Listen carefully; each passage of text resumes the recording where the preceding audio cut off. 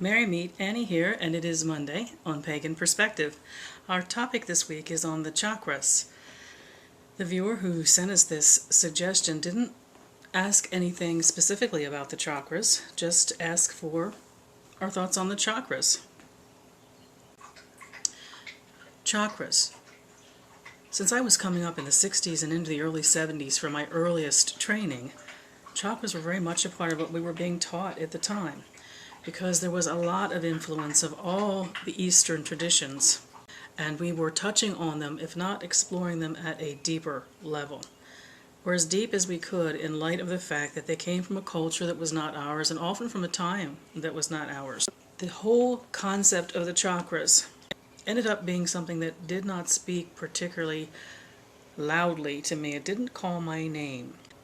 What happened to me is, in those early trainings where we touched on it and then were sent off to study, I realized that we were touching on something that was huge, that was vast, that was a whole cosmology and spirituality.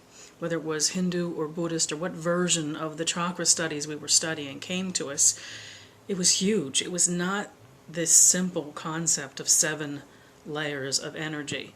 Yes, you could make it that.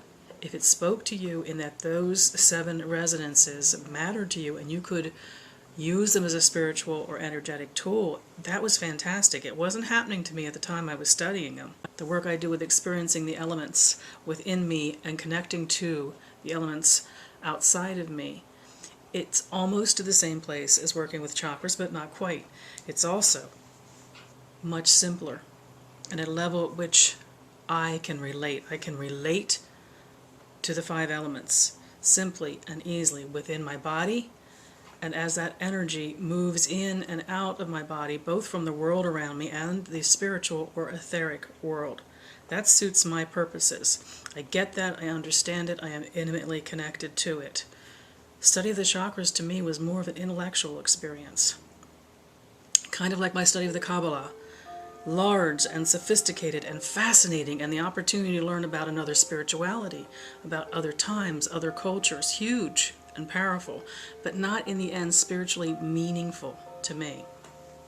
So I look back over what did have meaning for me out of the study of the chakras as I took it on, especially early in life, to see how it may have impacted my understanding of energies going forward in my life. And I remembered a book that I had, and it's the only time I had seen really clearly, because we always see the picture of the human who's sitting cross-legged, and then there's the 7 chakras from the base of the spine to the crown.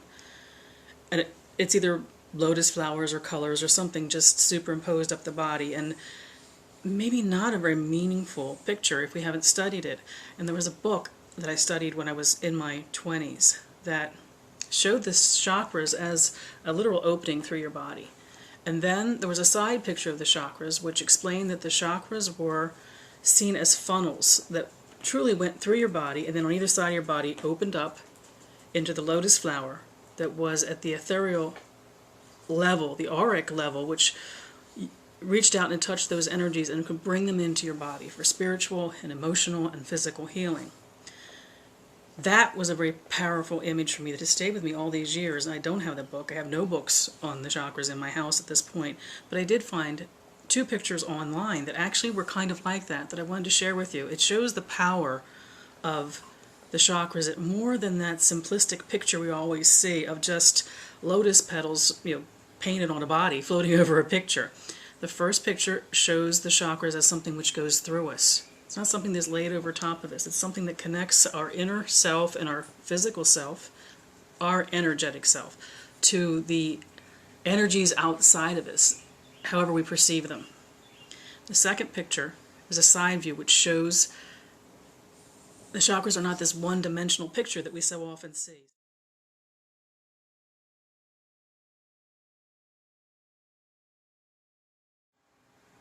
I think they just show a little bit more about the power of this imagery. If you were holding a simple imagery or more of a New Age Western take on the chakras and don't get into the complex spiritual and energetic history of them, even at the simplistic level of how our inner core, our physical self, can open up to the energies They're available to us outside of our body. I think those two pictures, which are very similar to those pictures in that old book, are helpful. So what lived on in me from my early studies about the chakras? Definitely some sense of prana, of some life force that sustains and nourishes. So many spiritualities through place and time have attempted to put some word on this creative energy that's out there for us all to tap into. That was very important to me in my early study of the chakras. Also, exploration of Kundalini, of the energy that can move up through the body, the serpent in the Kundalini imagery, that starts at the spine and moves up and through us and invigorates us, and which is our way of reaching the ultimate, which is beyond us, as the serpent winds through all the energy channels of our body and then moves up and out of our crown. A lot of these concepts were so new to us that we wanted to play and experiment with them, and we blended a lot of this study of the chakras and of Kundalini into our work with the body and body magic and healing.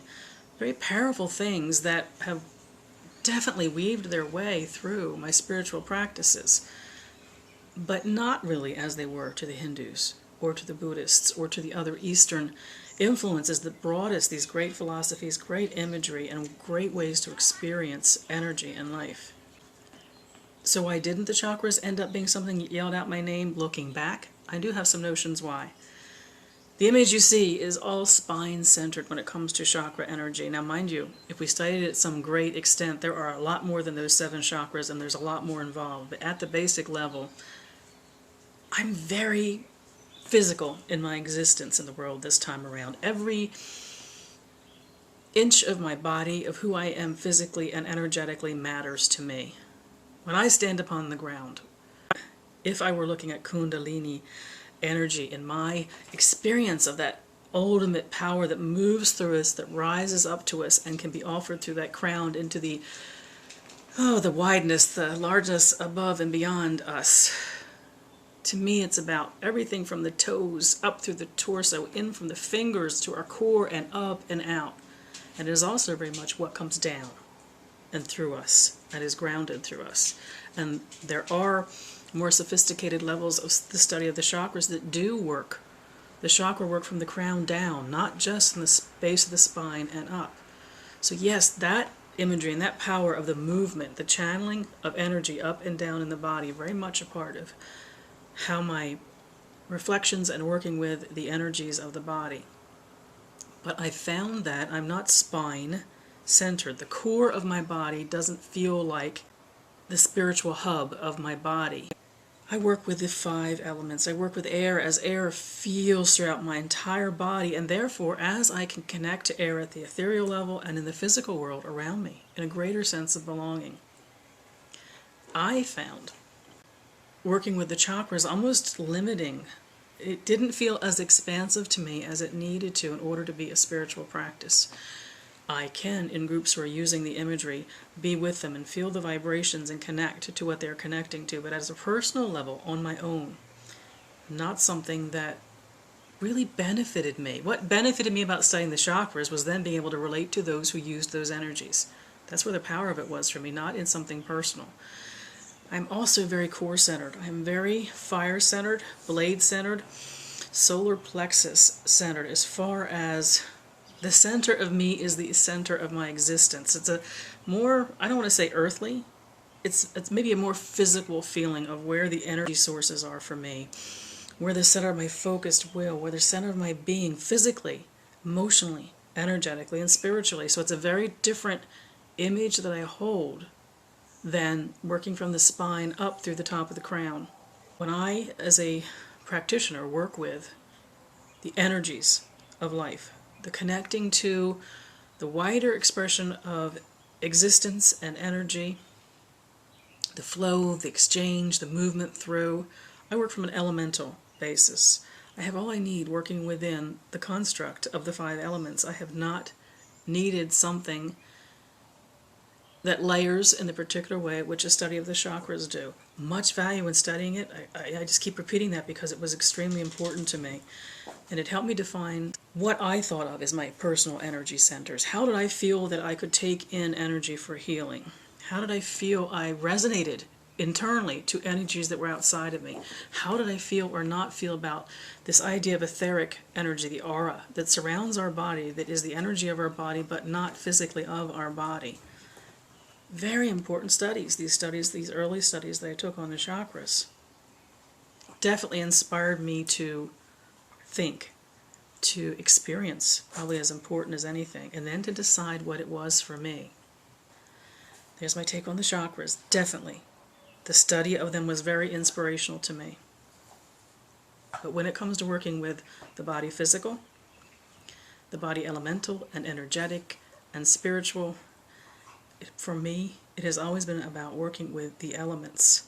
It has not been taking on some part of a very beautiful experience that was a teaching opportunity, but not one of spiritual enlightenment or energetic practice for me. I wish you mirth and reverence. Mary Part.